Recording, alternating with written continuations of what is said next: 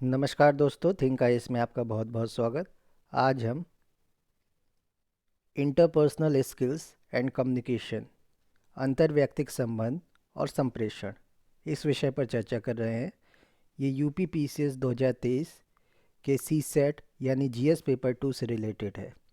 चलिए चर्चा की शुरुआत करते हैं। संचार के क्या उद्देश्य हैं? जानकारी देना। संचार का अंतर्निहित लक्ष्य किसी समान मुद्दे पर मस्तिष्कों को मिलाना है। इसका आशय किसी भी व्यक्ति को सूचना समझाना है, ना कि सिर्फ सूचना भेजना।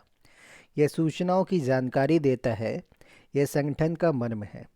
संचार प्रक्रिया के तत्वों को सही क्रमानुसार लिखिए। तो इसमें आंसर सी सही है। इसके हिसाब से तीसरा पहले आएगा, कूट बनाने वाला। फिर पहला आएगा संदेश। फिर चौथा आएगा माध्यम। फिर पांचवा आएगा कूट खोलने वाला। फिर दूसरा आएगा प्राप्तकर्ता। इस मॉडल के 8 संघटक क्रमानुसार हैं: स्रोत, इनकोडिंग, संदेश मार्ग, डिकोडिंग, प्राप्तकर्ता, फीडबैक, शोर। सूची 1 को सूची 2 से सम्मिलित कीजिए और सूचियों के नीचे दिए गए कूट की सहायता से सही उत्तर का चयन कीजिए। तो इसमें आंसर भी सही है। साइबरनेटिक्स एंट्रोपी से रिलेटेड है। भाषा बाधा से रिलेटेड है। अनौपचारिक संचार अपुष्ट संचार से रिलेटेड है।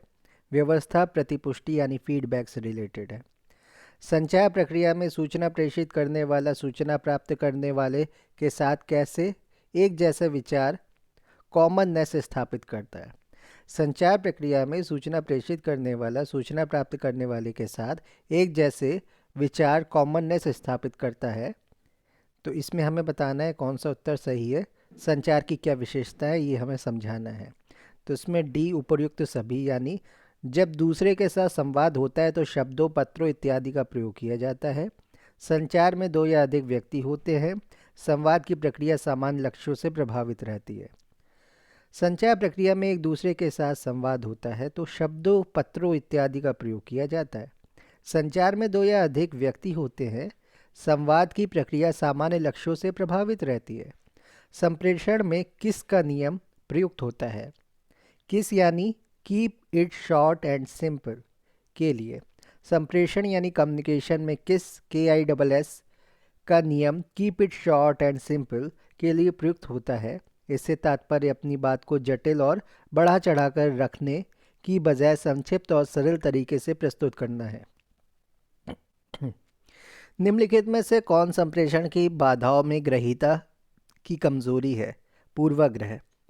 दी गई संप्रेषण की बाधाओं में पूर्वाग्रह प्रीजुडिस ग्रहीता की कमजोरी है, जबकि अस्पष्टता, शब्दाडंबर या शब्द आडंबर एवं समय की बाधाएं प्रेषक की कमजोरियों से संबंधित है। पूर्वाग्रहस्थता होने पर ग्रहीता प्रेषक की बात को उसके वास्तविक अर्थ में समझ पाने में असफल हो जाता है या हो सकता है।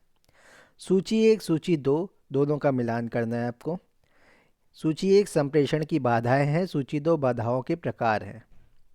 तो इसमें उत्तर डी सही है। दी गई संप्रेषण बाधाओं में शब्द भंडार, भाषागत बाधा, दूरी संचारात्मक बाधा, जल्दबाजी पारिस्थितिकी बाधा और कोलाहल पर्यावरणीय बाधा है।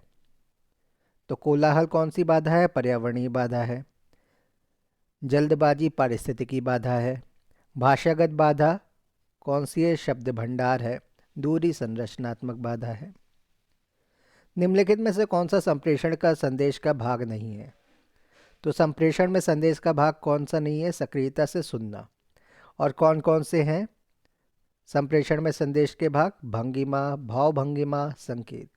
किसी संप्रेषक द्वारा अपना संदेश दूसरे व्यक्ति तक अनेक माध्यमों जैसे लिखित, मौखिक, सांकेतिक, भंगिमा और भाव भंगिमा द्वारा पहुंचाया जा सकता है।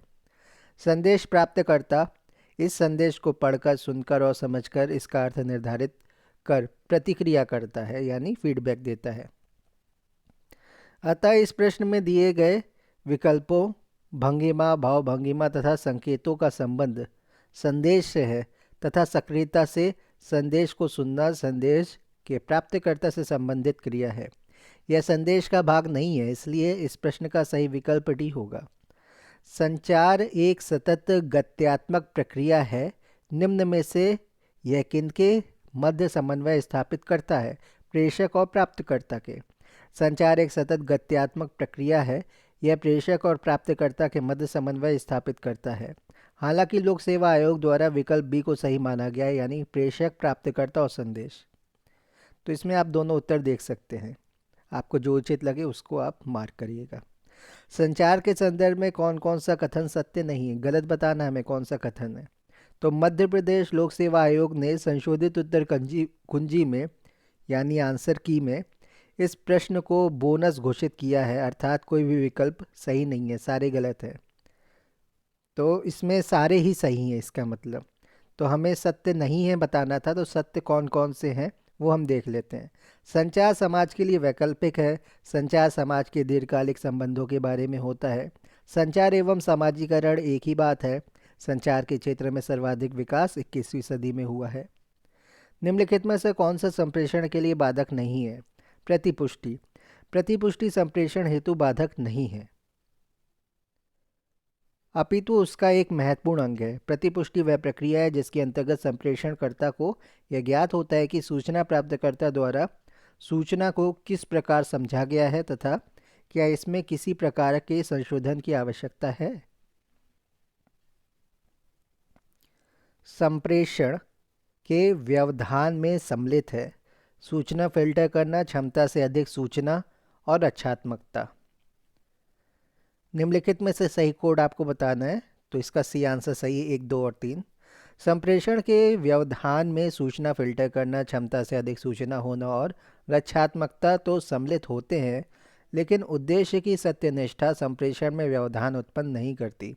किसी संगठन में सूचना फिल्टर करने की प्रक्रिया बहुधा वरिष्ठ और अधीनस्थ दोनों प्रकार के व्यक्तियों द्वारा अपनाई जाती है। जहाँ तक वरिष्ठ अधिकारियों का प्रश्न है, हर व्यक्ति संगठन में अपनी उच्च स्थिति को बनाए रखना चाहता है।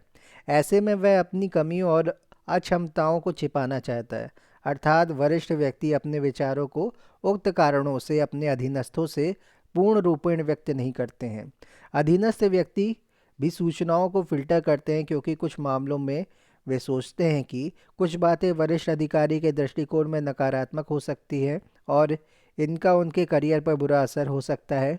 क्षमता से अधिक सूचना भी संप्रेषण में इसलिए व्यवधान डालती है क्योंकि अधिक सूचनाओं के होने पर मुख्य बातें जिन्हें संप्रेषित किया जाना अधिक महत्वपूर्ण होता है छूट जाती हैं, या संप्रेषित किया भी जाता है तो उनका उतना प्रभाव नहीं पड़ पाता है।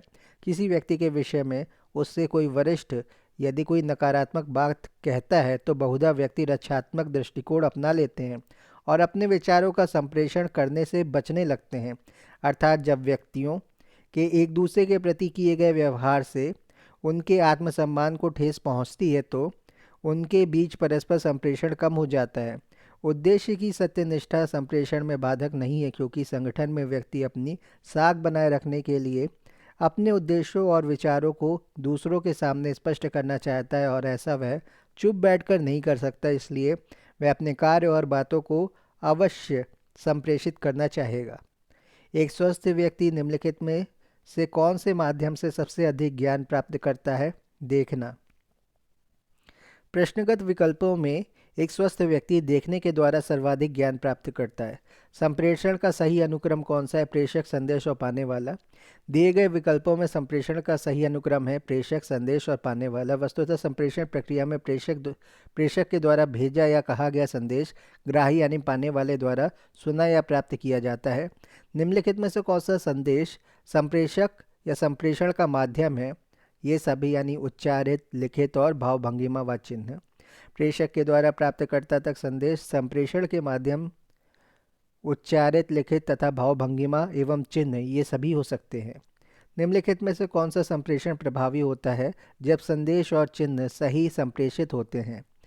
संप्रेषण तभी समुचित रूप से प्रभावी होता है जब प्रेषक द्वारा प्राप्तकर्ता तक भेजे गए संदेश और चिन्ह सही रूप में अपने वास्तविक अर्थों के साथ संप्रेषित होते हैं। निम्नलिखित में से कौन सा संप्रेषण संदर्भ नहीं है? तो धार्मिक संदर्भ। प्रश्नगत संदर्भों में भौतिक या पर्यावरणीय, सामाजिक तथा मनोवैज्ञानिक संदर्भ संप्रेषण संदर्भ के अंतर्गत आते, जबकि धार्मिक संदर्भ संप्रेषण संदर्भ में नहीं आता है। निम्नलिखित में से कौन सा अशाब्दिक संप्रेषण का स्रोत है? चित्रमय प्रदर्शन, दिए गए विकल्पों में उदाहरण देना, कहानी सुनाना एवं प्रश्न पूछना शाब्दिक संप्रेषण के स्रोत हैं जिनमें संप्रेषण के लिए शब्दों का प्रयोग किया जाता है। इसके विपरीत चित्रमय प्रदर्शन अशाब्दिक संप्रेषण का स्रोत है जिनमें चित्रों के माध्यम से प्रेषक अपनी बात प्राप्तकर्ता तक संप्रेषित करता है। निम्नलिखित में से कौन सा प्रभावी संप्रेषण में मनोवैज्ञानिक अवरोध है? दोषपूर्ण प्रत्यक्षीकरण। प्रश्नगत विकल्पों में प्रभावी संप्रेषण में मनोवैज्ञानिक अवरोध दोषपूर्ण प्रत्यक्षीकरण रॉन्ग परसेप्शन है, जो कि अभिव्यक्ति संबंधी बाधाओं या पूर्वाग्रह आदि के कारण होता है। दोषपूर्ण उच्चारण तथा दोषपूर्ण भावभंगिमा शारीरिक अवरोध है, जबकि दोषपूर्ण स्थान भौतिक अवरोध है। संप्रेषण के लिए निम्नलिखित में से कौन सा सत्य है? सही बताना है आपको। पहला सही है, यह एक गतिशील प्रक्रिया है। संप्रेषण के तहत प्रेषक द्वारा प्राप्तकर्ता को संदेश संप्रेषित किया जाता है। यह एक गतिशील डायनेमिक प्रक्रिया है जिसे इसके भागीदार एक दूसरे से अन्योन्य क्रिया इंटरैक्शन के माध्यम से सृजित करते हैं। निम्नलिखित में से कौन सा संप्रेषण में सबसे अधिक सहायक श्रव्य कौशल है? सक्रिय श्रव्य। संप्रेषण में सर्वाधिक सहायक श्रव्य कौशल सक्रिय श्रव्य एक्टिव लिसनिंग है। इसके द्वारा प्राप्तिकर्ता यानी श्रोता प्रेषक यानी वक्ता की बातों को अधिक प्रभावी और सही तरीके से ग्रहण करने में सक्षम होता है।